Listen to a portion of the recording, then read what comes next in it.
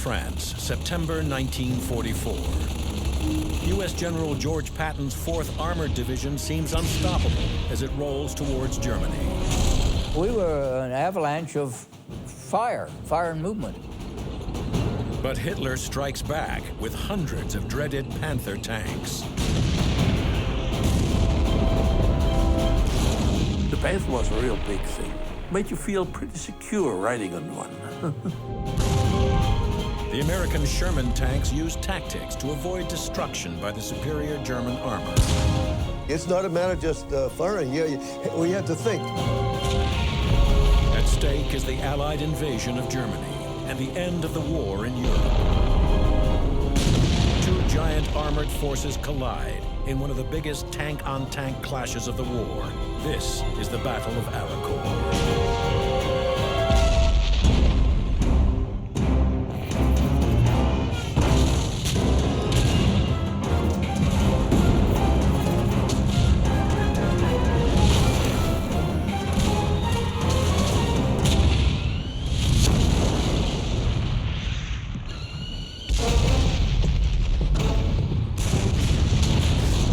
Normandy, 1944, almost 2 months after the D-Day invasion.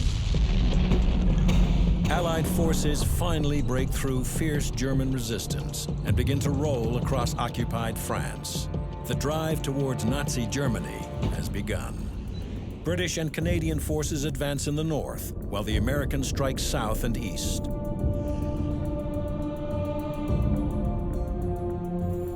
Spearheading the attack is General George Patton's 3rd Army. Patton, considered one of the greatest field commanders in U.S. history, leads a powerful force of more than 160,000 men. 1,500 artillery guns and 930 Sherman M4 tanks. The M4 is armed with a short-barreled 75mm gun with an effective range of just 800 meters and is protected by only 51mm of frontal armor. It's vulnerable, but light and fast, able to reach speeds of up to 40 kilometers an hour. That speed makes the M4 the most maneuverable tank on the battlefield, ideal for Patton's rapid thrust across France. Leading the advance are the tanks of the battle-hardened 4th Armored Division. We had mission-type orders, and the best classic example of a mission-type order was Patton saying to us, "Go east and go like hell." So starting about the 16th of August, we went like hell. We would be moving 20 to 25 miles an hour down the road. We would recon by fire with the bow gun shooting one direction and the coax machine gun shooting another. So we were an avalanche of fire. When we hit resistance, if we felt it was going to take us time, we just pulled back and bypassed. And at that time, the tankers' byword was bypass and haul ass.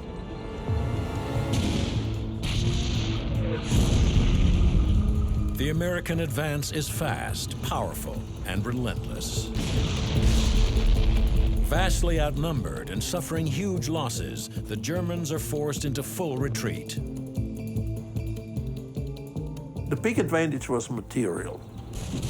The Sherman M4, you could destroy 100 of them, there were 120 more. They never ran out of men either. Patton's forces overwhelm the Germans, who keep fighting desperately as they retreat. German units had by then already fought some battles with the Americans. We drove past those and onto the road. The road looked like an abattoir.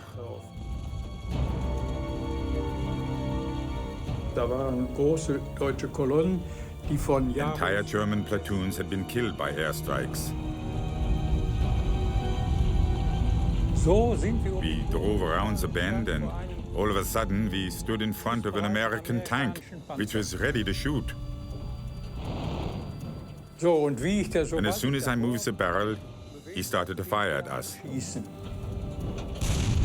It was our luck that the gunner was nervous and fired at the slanted panel on our bow. The shell just bounced off and did no damage. Protected by 80 millimeters of frontal armor, the Panther is almost invincible to head-on fire, and its 75 millimeter cannon has a higher velocity than the Shermans, making it deadly even at long range. And he only got one chance to shoot at us. He didn't get a second chance. Our shells went right through the armor like it was butter. Der amerikanischen Panzerleute zu beantworten. American tank crews used to say, we in the Sherman are only suicide candidates against the Panther.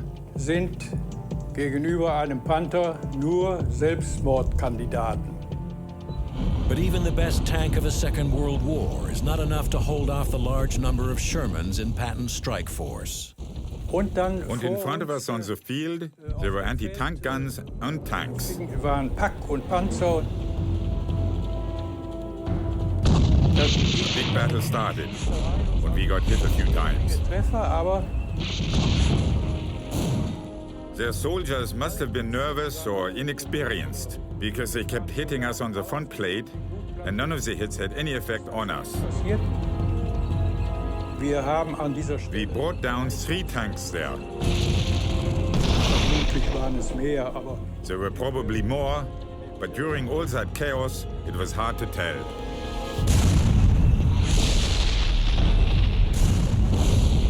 So then I continued on for a bit, und bevor ich an die and just before I got to the corner of these 2 roads, I saw a Sherman.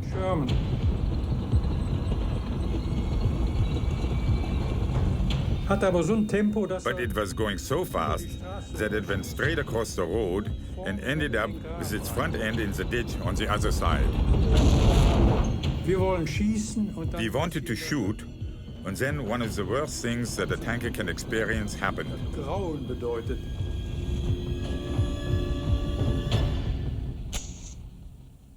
My electric firing malfunctioned. You just want to hang yourself or drown yourself when that happens. And then we realize he's going to fire at us as soon as he gets out of that ditch. And just as I turned my head, 4 more Shermans drove onto the road, and we couldn't defend ourselves. Longonki is forced to retreat. While all across France, German soldiers are doing the same. It was a pursuit, and we were moving faster than they could retreat. By summer's end, the relentless American air attacks,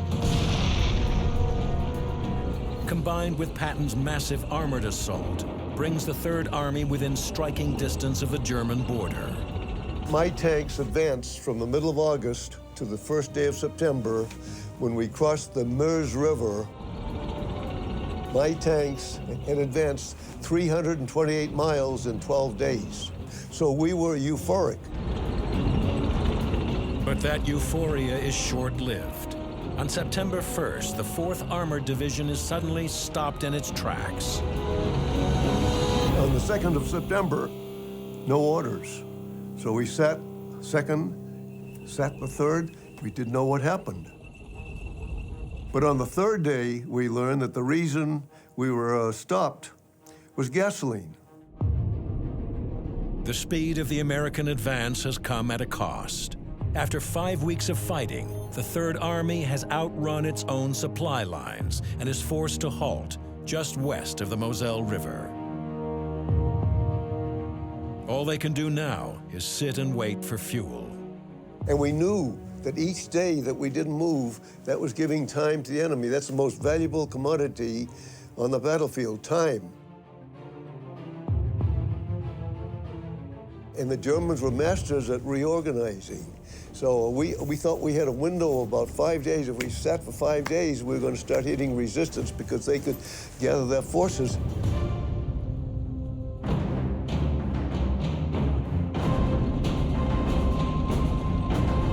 The Germans take full advantage of the lull and gear up for a massive counterattack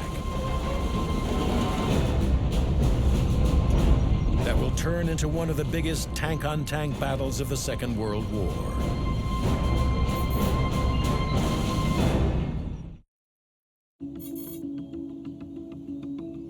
The Lorraine, a quaint and rustic region of eastern France near the German border. Armies have fought here for centuries, but nothing comes close to the ferocity of the fighting that took place here in the late summer of 1944, when this became a killing ground in one of the largest tank-on-tank battles of the Second World War.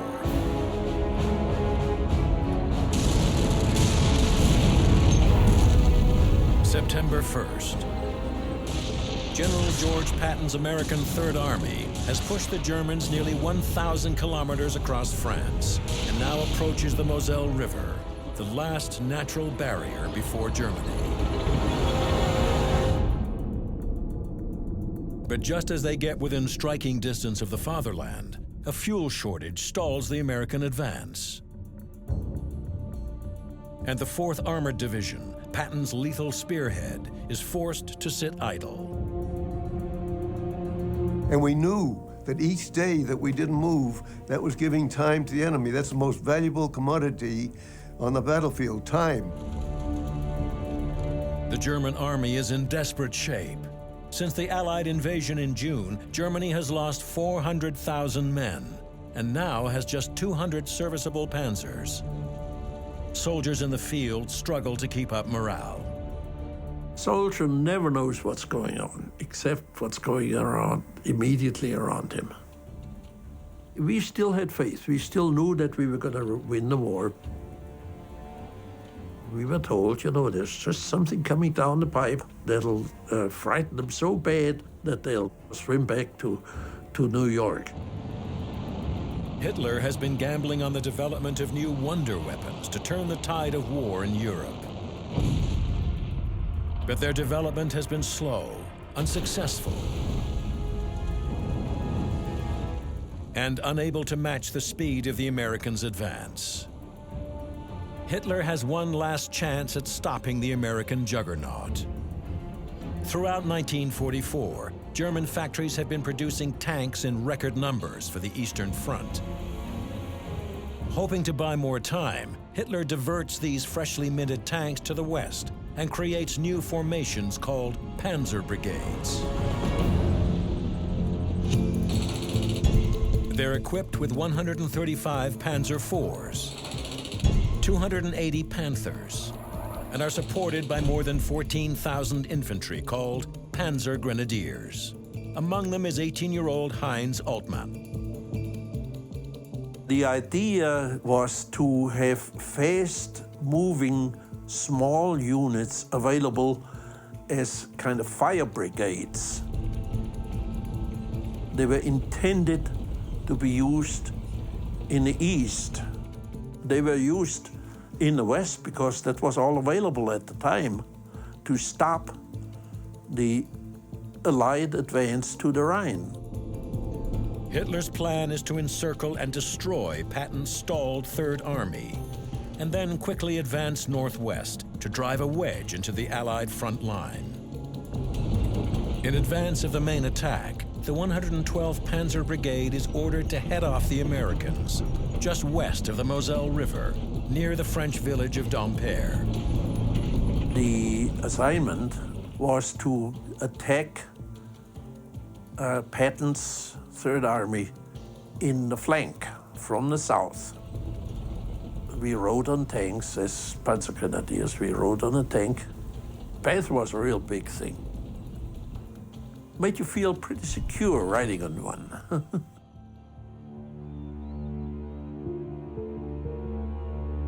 We advanced until evening came and stopped for the night. We dug in the hills on either side of the valley, and the tanks stayed on the bottom in orchards. And what happened was, in the morning, the French notified the coming Allies Here were these almost 50 tanks. The French 2nd Armored called in an airstrike.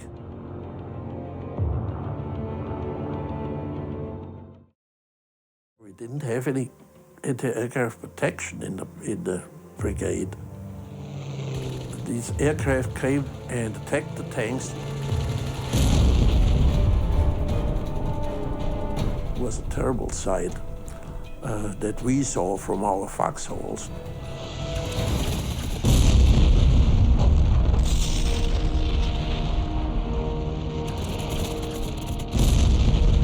The thing that stays in my mind was a tank being engulfed in napalm. And the crew comes out, they drop to the ground and roll around.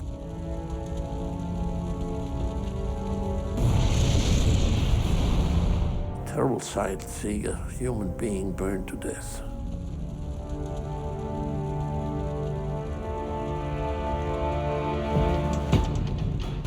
And by late afternoon, we had lost most of our tanks. So by the next morning, we had something like 8 tanks left out of the almost 50 and retreated with the tanks.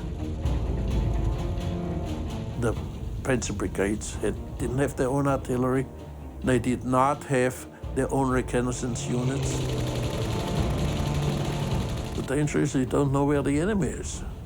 And the enemy knows where you are. It's like fighting with your eyes covered.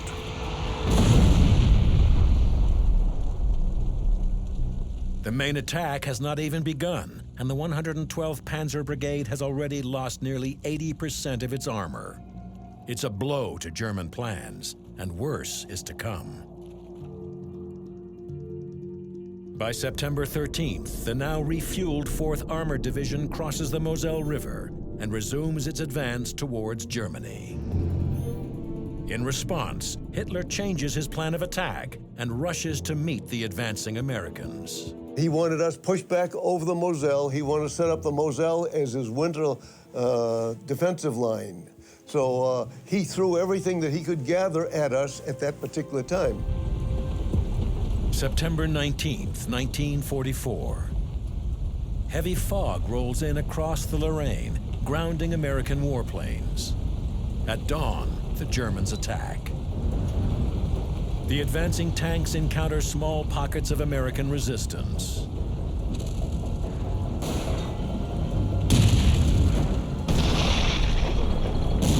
The sound of gunfire alerts a platoon of American M18 tank destroyers.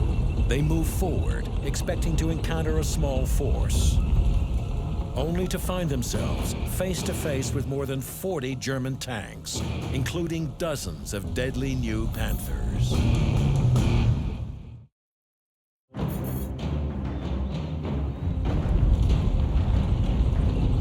September 19th, 1944. In a desperate bid to stop the American Third Army's advance towards Germany, Hitler launches a massive counteroffensive aimed at forcing the Americans back across the Moselle River. In the early hours of the attack, the 113th Panzer Brigade surprises and overwhelms scattered pockets of American resistance. The Battle of Arracourt has begun. A platoon of 4 M18 Hellcat tank destroyers moves through heavy morning fog towards the sound of gunfire. The Hellcats reach the battlefield and come up against 40 tanks of the advancing 113th Panzer Brigade. With the destroyers, or TDs, is Private Paul Colangelo.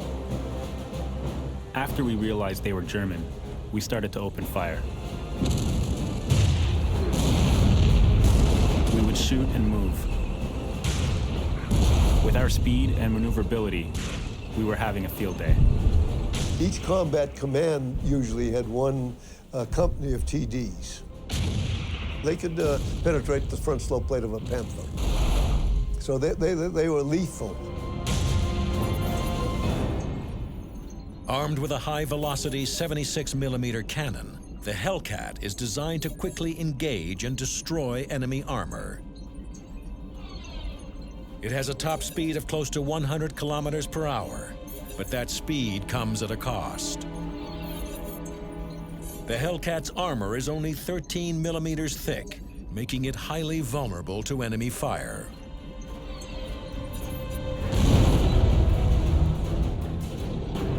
The Germans quickly exploit that weakness and knock out 3 of the 4 Hellcats. But Colangelo and his platoon have bought enough time for 4 more Hellcats to arrive. Leading the reinforcements is Captain Tom Evans of the 704th Tank Destroyer Battalion. As the fog burned off, we saw at least 30 to 40 German tanks start up towards us in a frontal attack. We waited and waited, then we fired. The leading 2 tanks were hit and stopped dead, aflame. The others, their crews apparently confused, turned sideways. That's where they made a big mistake. From our position, with only turrets showing, we hit 11 more as fast as we could load and shoot. It was a turkey shoot. By mid-afternoon, 8 Hellcats of the 704th Tank Destroyer Battalion have knocked out 19 Panzers. The German attack ends in failure. It's the same story almost everywhere along the front. American forces holding back large numbers of advancing German tanks. But just outside the village of Arracourt, the Panthers punch through American lines, threatening the headquarters of the 4th Armored Division's Combat Command A. Tank Commander Jimmy Leach and his company get an urgent call for help.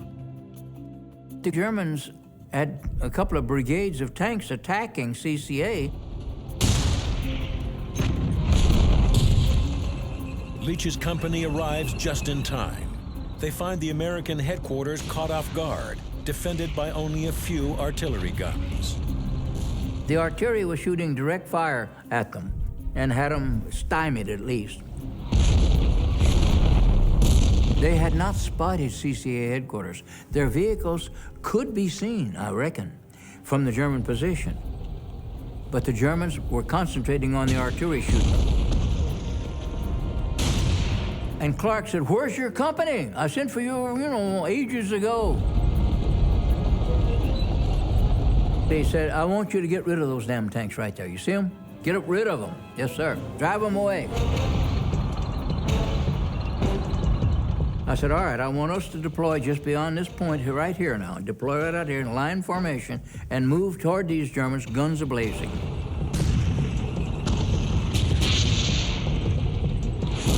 Well, when we emerged, guns a-blazing, the Germans turned tail and left the battlefield. And man, they took off. Went several thousand meters to the right and got up on a high hill. We should probably go look for those bastards. Why don't we, before dark, move in that direction? Leach quickly rallies his men, and with his small Sherman force launches a pursuit of the Panthers. A Company went around the left on a high ground and then dropped down. And here was a German logger of over a dozen Panther tanks. A Company immediately started shooting at them, and they returned fire to A Company. We lost 3 Shermans. A Company lost its commander and 2 platoon leaders. Their armor protection was superior to ours. Their hit-ability, superior to ours. But we had the smoke round in the 75. The advantage of the smoke round was to screen the target where he couldn't shoot back at you, blind it, and then try to maneuver to the flank and get a flank shot into it. A Company's frontal attack is costly for the Americans, but it allows Leach's tanks to strike from the side, targeting the Panthers' thinner, more vulnerable side armor. I gave by the left flank. Let's go. When I dropped over, we were right in the middle of them. I hit them broadside. I'm giving a fire command. Gunner, traverse right, steady. And when I get on the tank, I said, fire. We would be firing shot ammunition at these tanks. Shot is a solid round, anti-tank round. The M61 is an armor-piercing round designed to punch a hole through heavy armor. Traveling at 620 meters per second, an M61 round can easily penetrate the Panther's 50 millimeters of side armor. If I'd have hit them on the front like A Company did, they would have been bouncing off. But I hit them on the flank, and my guns would go right through the side of a German tank.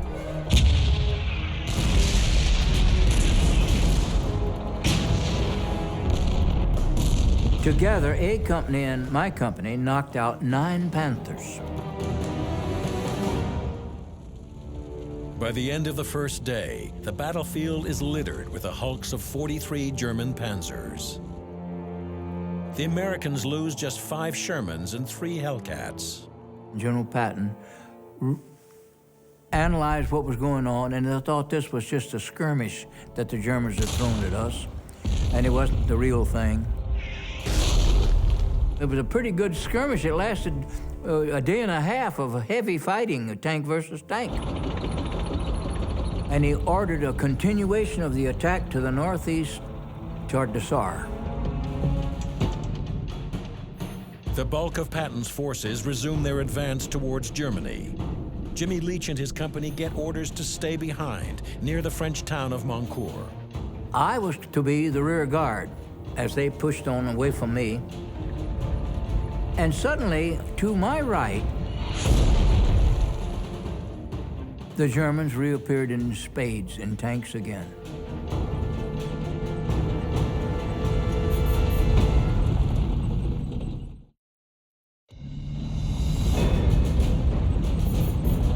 September 20th, 1944. General George Patton's 4th Armored Division has been fighting off a massive German offensive aimed at driving the Americans back across the Moselle River and stopping their advance towards Germany. The Germans throw hundreds of new Panzer IV and Panther tanks into the battle. But the Americans, with their fast and agile Shermans, inflict heavy losses. Believing the offensive has petered out, Patton orders the advance towards Germany to continue. The 37th Tank Battalion rolls out and heads east, leaving behind the Shermans of B Company, commanded by Captain Jimmy Leach. I was to be the rear guard as they pushed on away from me. And suddenly, to my right, the Germans reappeared in spades in tanks again. They're tanks of the 111th Panzer Brigade, responding to Patton's move east with a surprise attack on the American rear, just outside the village of Mancourt. So I commenced a long-range firing, shooting at the Germans, and stalled them off a little bit. I ordered my exec and I both to dismount and go look over this hill. While I'm dismounted out in front of my own tank, up toward Mancourt on our right, a tank fired at my tank and missed it. I didn't have time to mount, so I motioned my tank to back up. There was a building nearby. And they fired a second round and they missed again. Why, I don't know, but Boggs, my driver, stopped. That was all the Germans needed. Now they got a steady target. And the third round went right through the right side of the tank, knocked the head off of my driver, Boggs, and cut Popovich, my bow gunner, in half.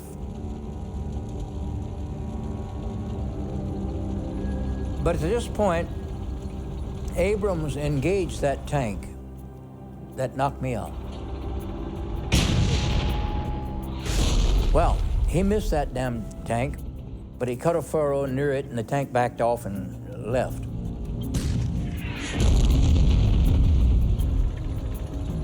Abrams was well respected by every man in our division.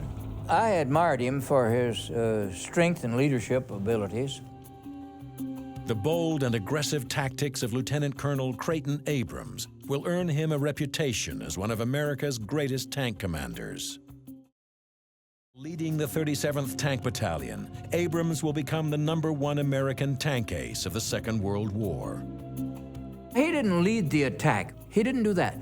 But he was among the group of tanks that were in the attack. He was one of them. He could have been knocked out just like any one of us. By nightfall on September 20th, the Americans have repelled the German attack. But the Germans have taken Mancourt and pose a threat to the American flank. Abrams gathers his forces and with daylight fading plans a bold and risky move.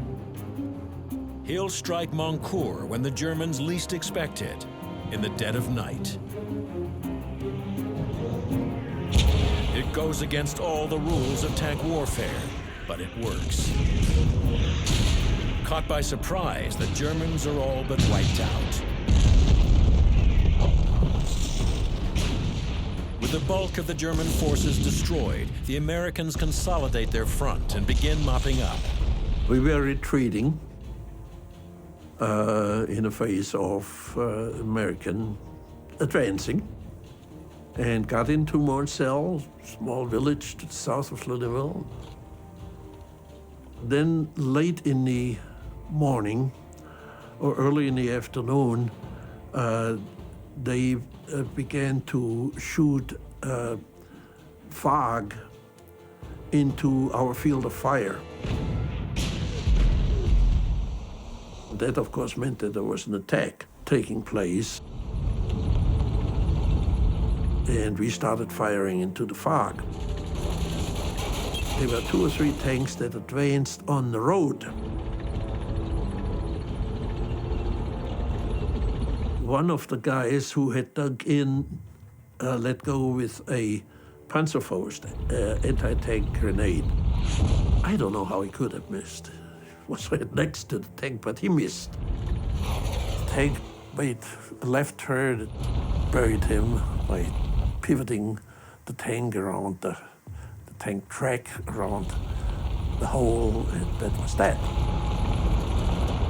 Then orders came through to retreat, and I did. I went down the embankment to the big farmhouse. Everybody had left. I was the only one that seems to have been left behind. I went around the corner of the building, looked down the main street, and here was an M4 tank, I'd say 50 feet away from me. That scared the hell out of me. It was bigger than an elephant, and very menacing.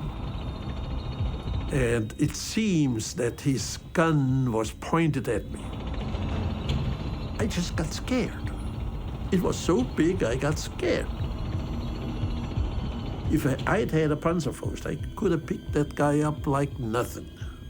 But I didn't have it. All I had was a machine gun. I started running with the machine gun around my neck. That tank scared me. I still suffer from that scare.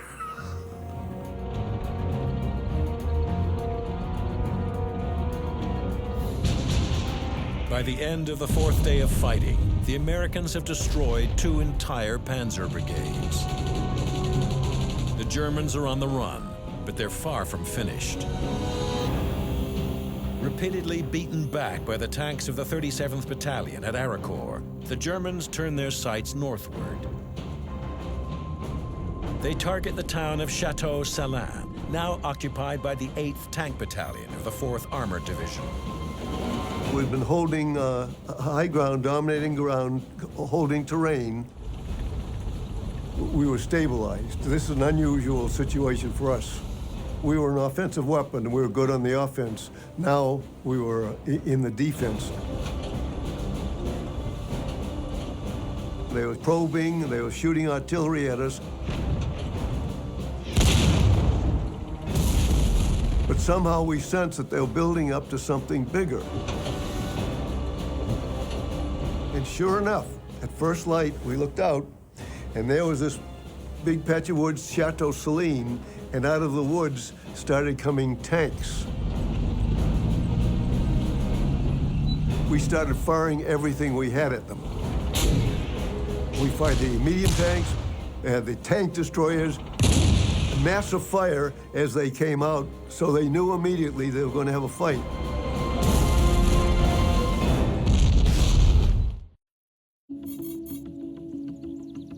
The Lorraine Valley, a small pastoral province along the French-German border, known for its quiet fields and forests. But it was here for 10 days in September of 1944 that the Battle of Arracourt took place.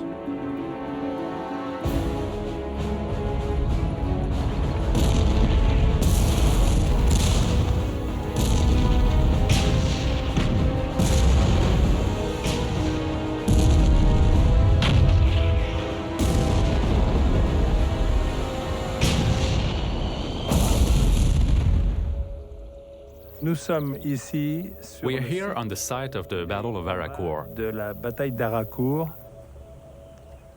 We can see the landscape as it looked at the time. There are not many traces of the battle left here.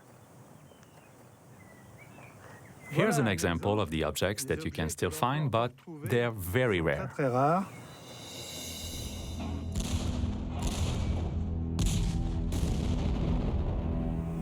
Cet obus de 75 avec sa fusée qui se Here's a 75mm shell that we found between two tree trunks. It's been here for more than 60 years. 60 ans. And it's still there. No one has been able to remove it. Voilà donc. It's one of the few traces left of the battle that once took place here.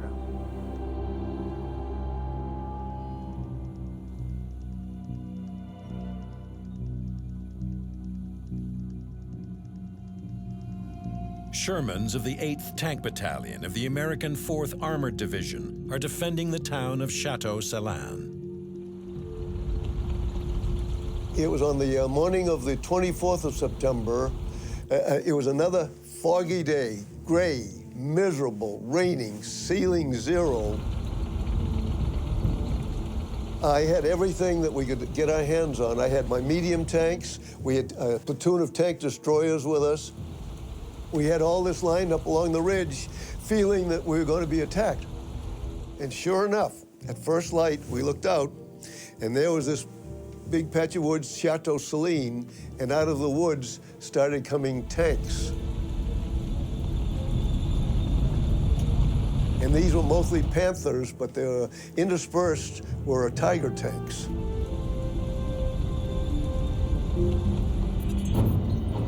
The Tiger is one of Germany's biggest and most fearsome tanks. Its 100 millimeters of frontal armor make it virtually impregnable at long range, and its 88 millimeter cannon can destroy a Sherman tank at a distance of more than 2 kilometers. It has the best gun that was created in World War II, the 88, which makes it a fearful gun. So when it's head-on, if it's tank versus tank, it has a tremendous advantage. And they had another big advantage. The sky was so gray that there was no air. We couldn't call on air support. So they had that advantage. The minute they came into range, even before they came into real knockout range, we started firing everything we had at them. Massive fire as they came out, so they knew immediately they were going to have a fight. So what our tanks would do, they'd rise, go up to the hill, just high enough so that the gun was above the ridge, fire 2 or 3 rounds, move back, and then move to the side. sure enough, as soon as he moved, bang, bang, would come around in the area where he had just left. And they'd hit the top of the ridge and ricochet off. The most terrifying sound I've ever heard is an 88 hitting the ridge and ricocheting.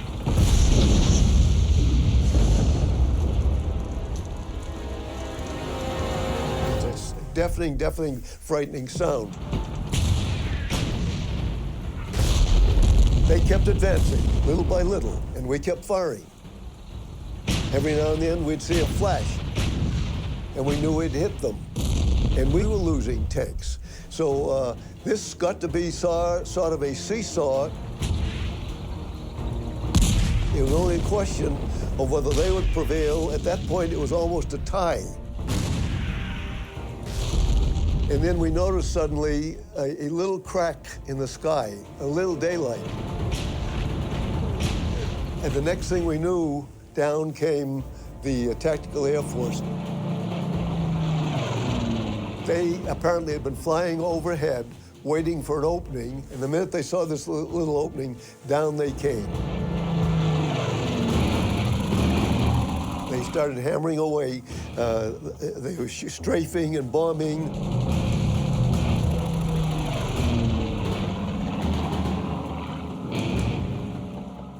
Boy, we can't give them enough credit for the way they operated in support of us. And at that point, the Germans said, no, this is too much. And the ones that were still able to function moved back.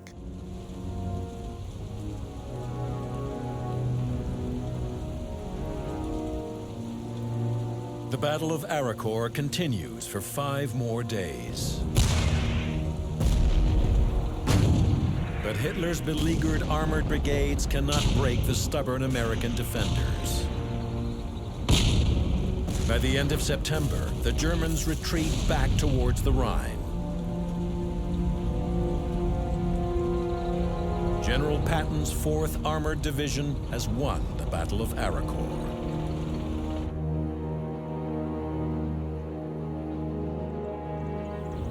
Nous sommes le 29 septembre. On September 29th, the Battle of Arracourt ends with the victory of the American tanks over the last German tanks near Réchicourt-la-Petite. 9 Panthers were left burning in a field near the woods outside of Réchicourt. À proximité d'un bois qui se trouve à la sortie de Réchicourt.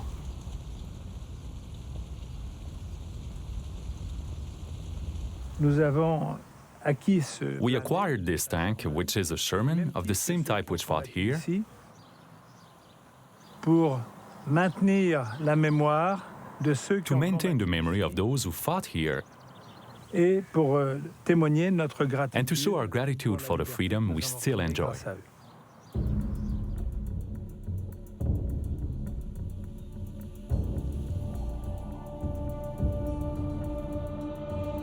In less than 2 weeks of fighting, the Germans lose 200 tanks and assault guns, almost 75% of their original force. And thousands of men are killed, wounded, or captured. It went badly for several reasons. One of was completely inexperienced top leadership. The whole planning at the time was so makeshift. There was such poor coordination operationally on the top level. We didn't have any training. We didn't even know each other. That was one of the major disadvantages of these new Panzer Brigades. The German soldier couldn't be blind to the reality of the situation that they were on the losing end. They were just losing too much ground overall on both fronts, you see, just moving back toward Germany. But the American victory in the Lorraine comes at a price. 225 men are killed and 648 wounded. 41 Sherman tanks and 7 Hellcat tank destroyers are lost. The 4th Armored Division seals its reputation as America's elite armored force, and for the rest of the war, they are known as Patton's vanguard. It gave us notoriety in the Corps and in Third Army. It was a significant victory because we became extremely well-versed and trained in anti-tank warfare and tank versus tank warfare. We did a beautiful job of keeping the pressure on them. That was the biggest tank battle of World War II. I can't think of another one. Sitting here now, looking back, unbelievable. But I'm very, very proud that I've been there. If I'd be asked to do it again, I would do it. I can't believe I was there. I can't believe I did what I did. It's a very strange feeling.